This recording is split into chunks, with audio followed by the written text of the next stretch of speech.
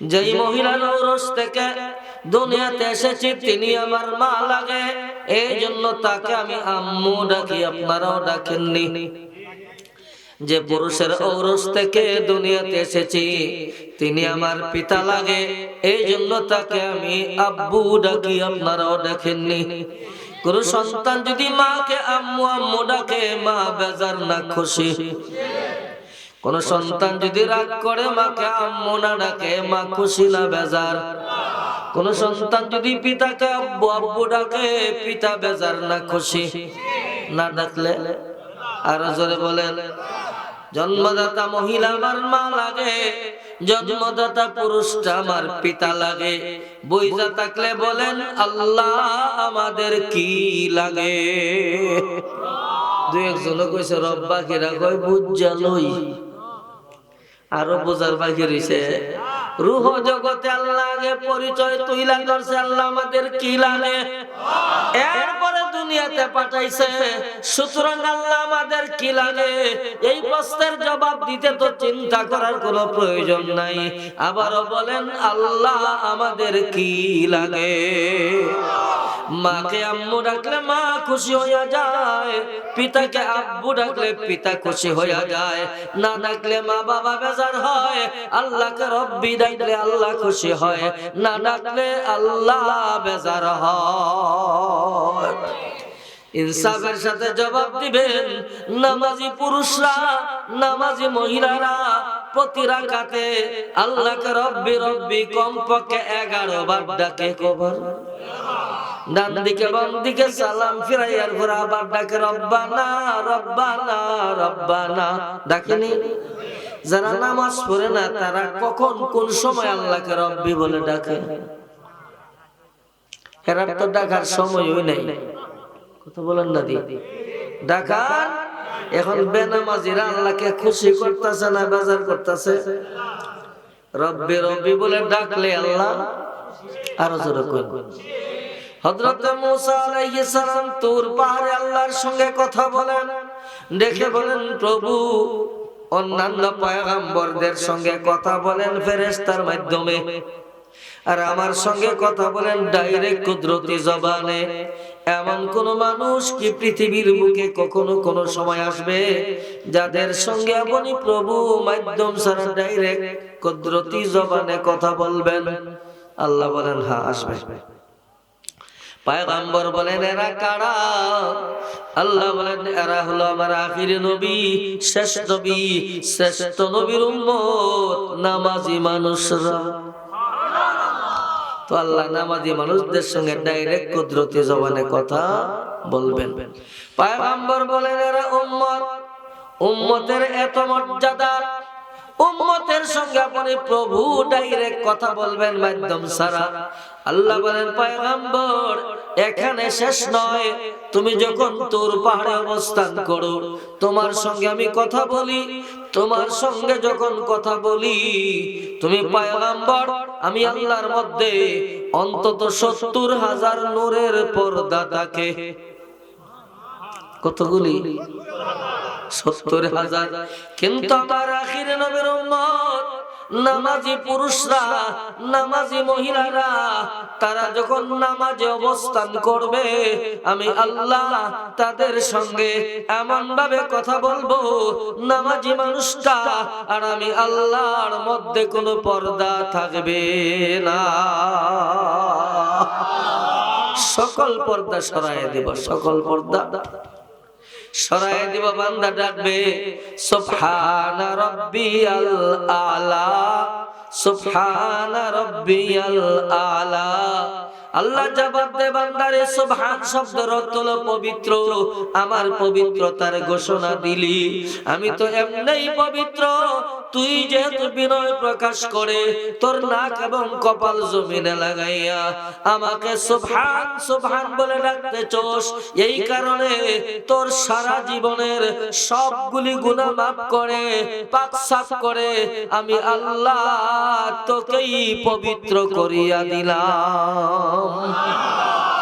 সেজদা দিলে লাভ কার? আরো জোরে বলেন। না দিলে লস কার? এখন বলেন আল্লাহকে রব্বি রব্বি বলে ডাকলে আল্লাহ বেজার না খুশি? না ডাকলে বেজার।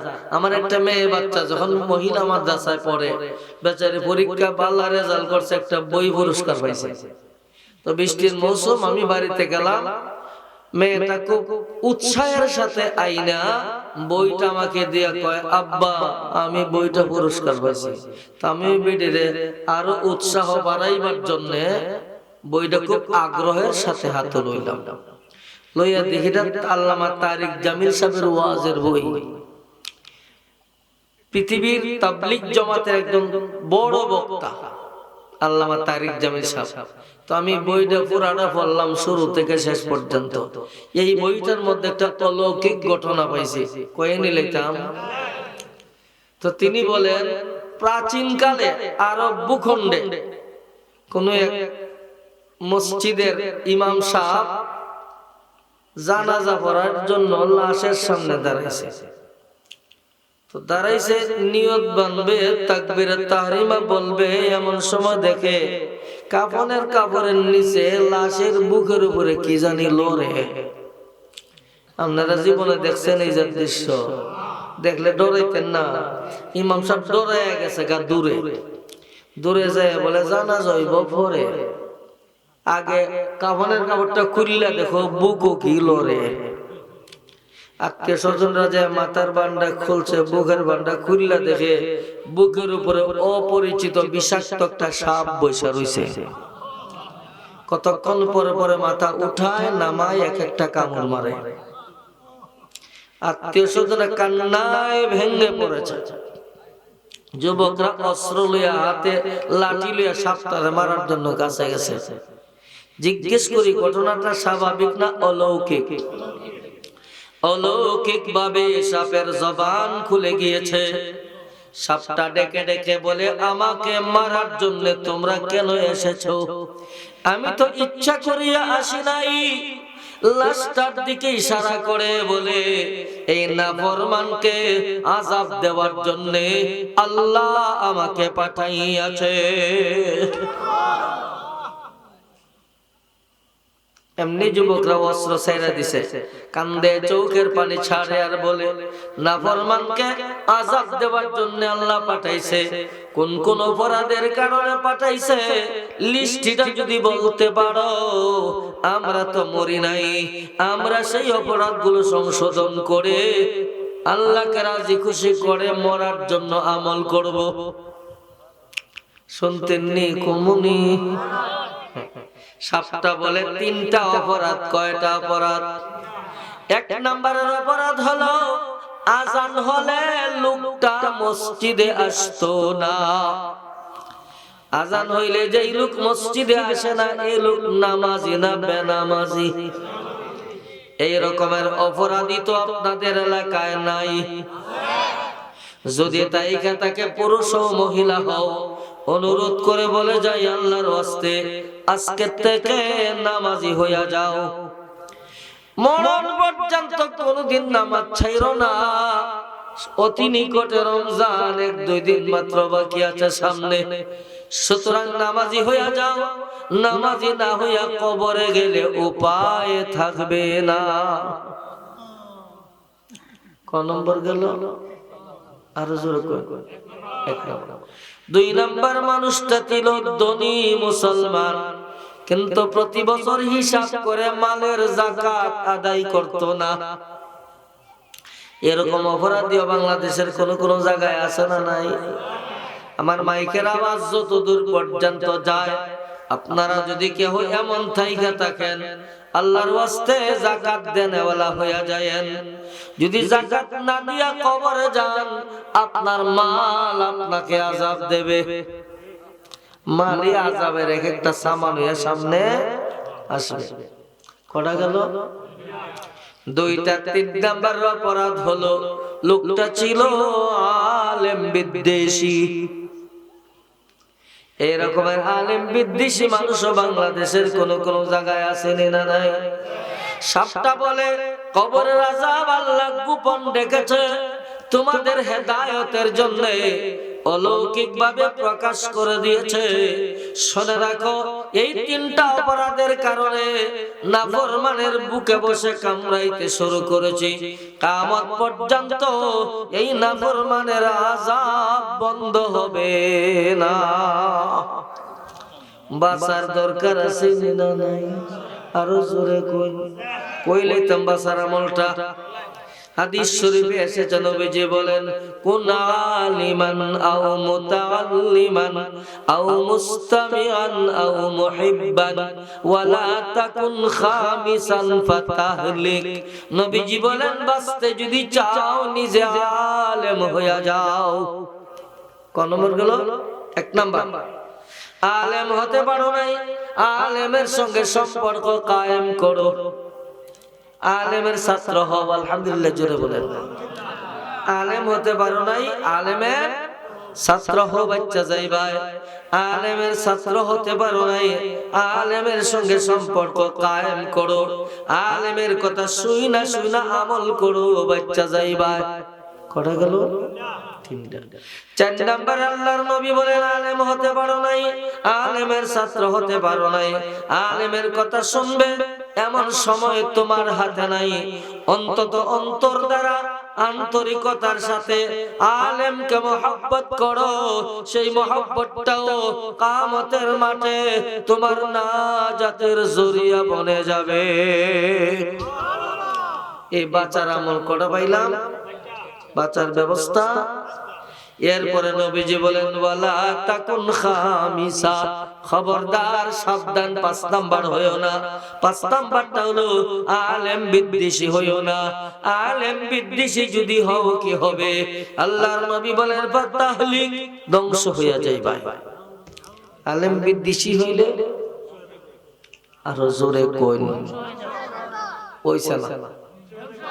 আলেম বিদ্বেষী হইলে ধ্বংস হইয়া যাইবা, ধ্বংস হইয়া যাইবা। আমাদের দেশে কিছু বেরাগা মানুষ আছে, এরা কয় আলেমরা কি আমরা টাকা পয়সা দেয়, খাওয়ান দেয়, খেতা বালিশ দেয়, এর সাথে চললে কি লাভ হইব? এই কথাটা পরিষ্কার করার দরকার নেই। এটা একটা উদাহরণের মাধ্যমে করতাম নি। আপনার দেশে গাবি আসেনি? গাবির বাচ্চা করা 2-3 জন, বাকি রাখবো না। একটা বাচ্চা, একটা হইলো, মার পিছনে ঘুরলে লাভ আছে। গাবি মার দুধ আছে। বকরি আসেনি? বকরির বাচ্চা কটা? 2টা 3টা। 3টা হইলো, মার পিছনে ঘুরলে লাভ আছে। বকরি মারও দুধ আছে না নাই? আমাদের এলাকা মুরগি আসেনি? মুরগির বাচ্চা কটা? হ্যাঁ, 12টা 16টা পর্যন্ত পাইলাম। মুরগির দুধ আসেনি? কোন মুরগির এখন 16টা বাচ্চা। মুরগির বাচ্চাগুলি যদি মুরগির চতুর্দিকে ঘুরে আন্দোলন করে আর বলে, মা, গাবি মার একটা বাচ্চা, মার পিছনে ঘুরলে লাভ আছে, মার দুধ আছে। বকরি মার 3টা বাচ্চা, মার পিছনে ঘুরলে লাভ আছে, মার দুধ আছে। আর আমরা তোমার 16টা সন্তান, তোমার তো দুধ নাই, তোমার পিছনে ঘুরে আমাদের লাভ নাই। এই বলে যদি মুরগিকে ছেড়ে বাচ্চাগুলি আড়ায় জংলায় চলে যায়, উপায় হবে কি? কি হইব কইলেন? কেমনে ধ্বংস হইব?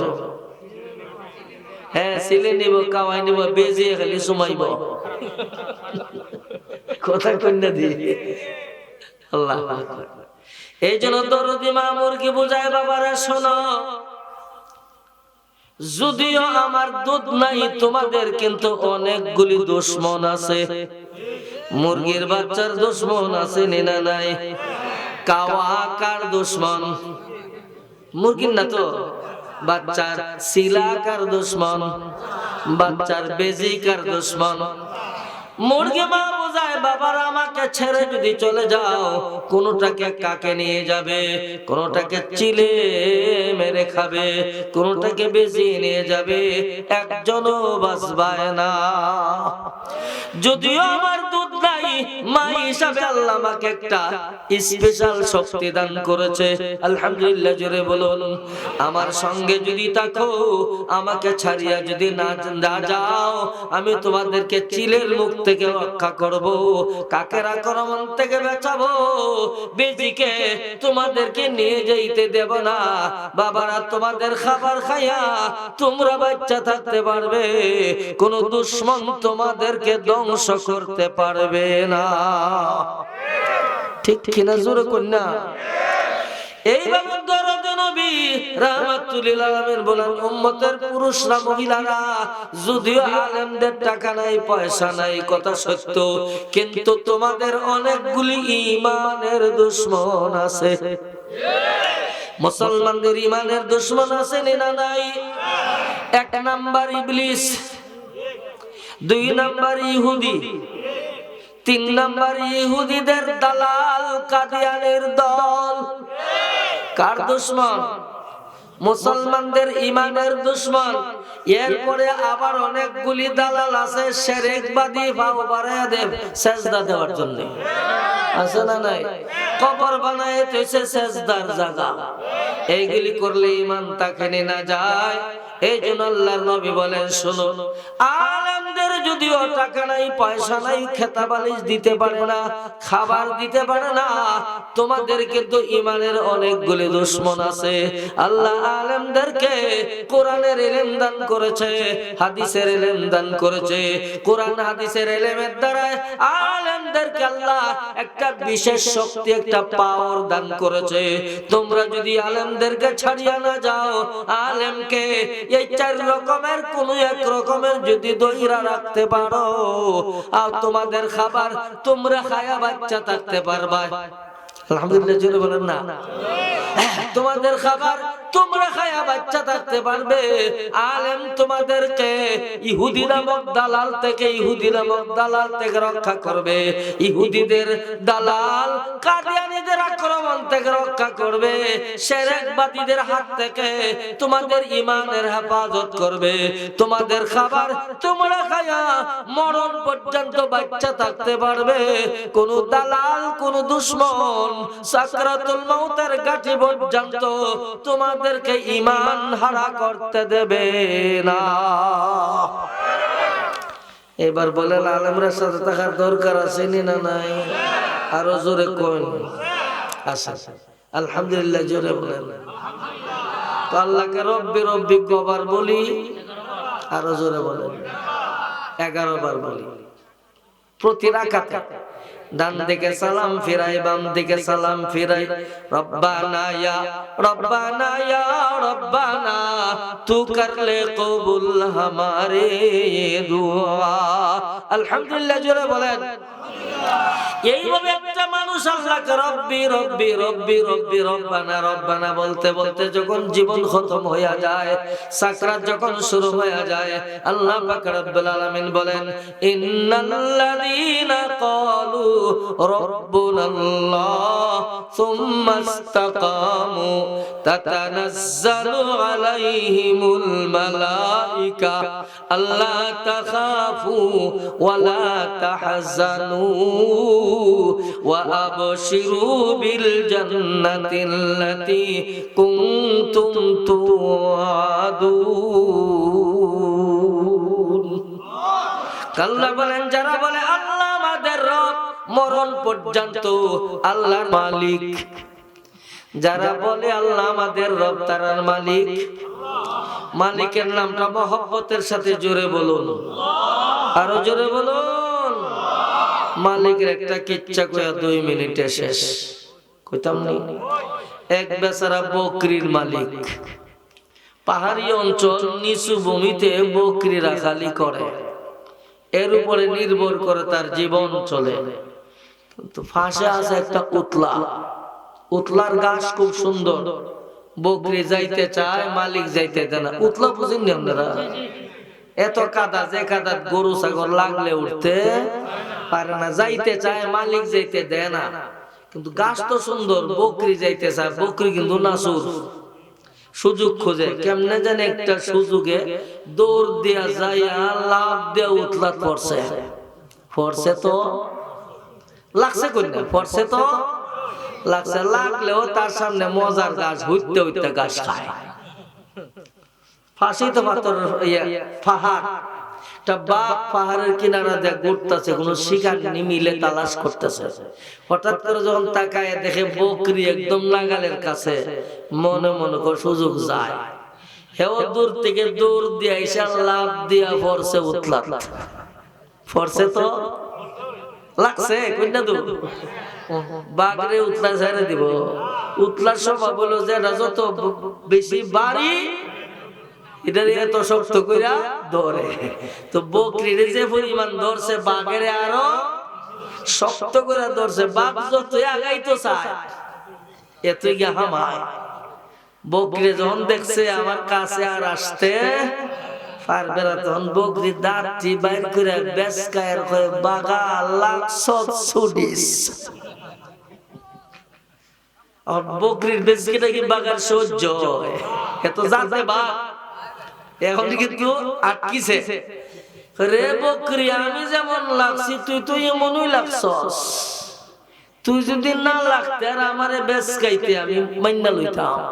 তুই নিজেও লাগছস, আমিও লাগছি, তো আমারে টিটকারে দেশ কেন? বাগায় কারে কয়? খনাদি কারে কয়? বকরি হয়ে বাগা, তোর লাগার আমার লাগা বেশ কম আছে, সমান। এত জঙ্গলি বাগাতে এটা বুঝে না। বাগায় বলে কি বেশ কম না, এটা বুঝা। বকরি বলে শোন, যদি আমি লাগছি, আমার কিন্তু একজন মালিক আছে। বকরির মালিক আছে না নাই? মালিক যখন তালাশ করে আমাকে বকরির পালের মধ্যে পাবে না, খোঁজে বের হবে।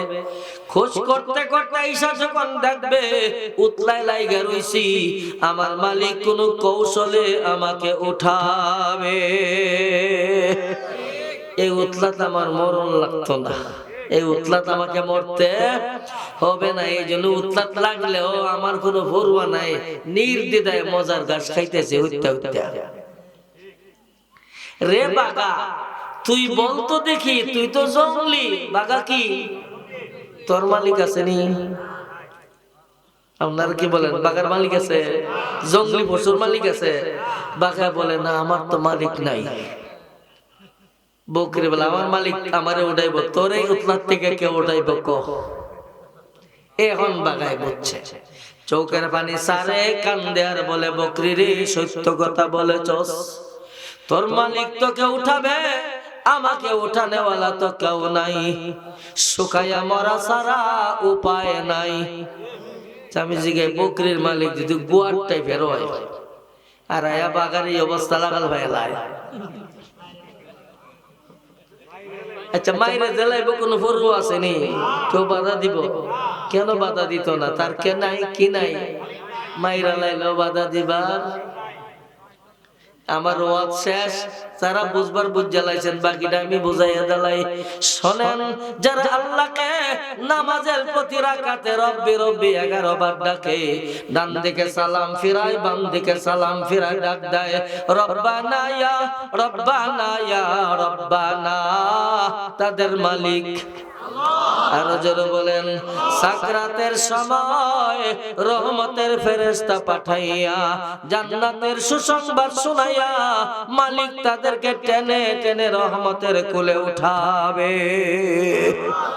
আর যারা আল্লাহকে রব্বি রব্বি বলে ডাকে না, তারা জঙ্গলি বাঘ বেশ কমটা কোথায়?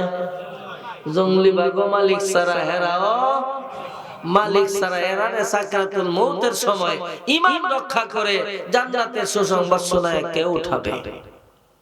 কই না আপনারা আসলে এবার কেউ মখনা দি তো শুধু নামাজিরাই মরবো, বেনামাজিরা মরতো না।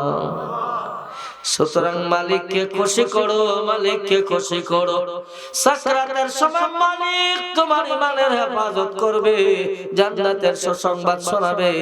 আর যদি মালিককে খুশি না করো, মালিক তোমাকে ছেড়ে দেবে, মালিকের সাথে সম্পর্ক থাকবে না। দুষ্ট ইবলিস, মিস্টার ইবলিস তোমার কাছে আইসা ঈমান হারা কইরা বেঈমান বানায়া জাহান্নামে নিয়ে যাবে। ঠিক কিনা বলো? সুতরাং এই জন্য প্রথম বসেই বলেছিলাম, মেহেরবানি করে আপনারা নামাজি হয়ে যান।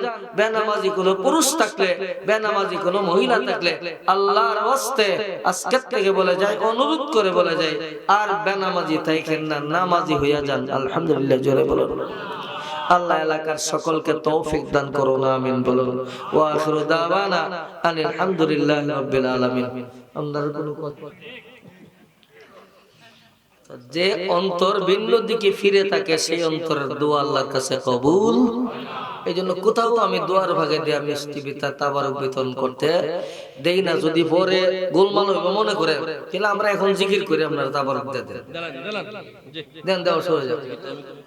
জিকিরটা আমরা এখন আমার ভালো লাগছে।